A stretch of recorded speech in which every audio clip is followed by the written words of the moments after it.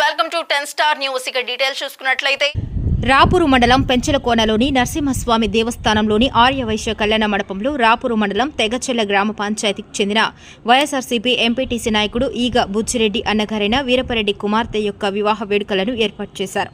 ఈ వేడుకల్లో పాల్గొని వధూవరులను ఆశీర్వదించిన తిరుపతి జిల్లా వైఎస్ఆర్సీపీ అధ్యక్షుడు నెదురుమల్లి రామ్కుమార్ రెడ్డి, వారి వెంట రాపూరు మండల పాపకన్ను మధురెడ్డి, నారాయణరెడ్డి మండలం నాయకులు ఉన్నారు.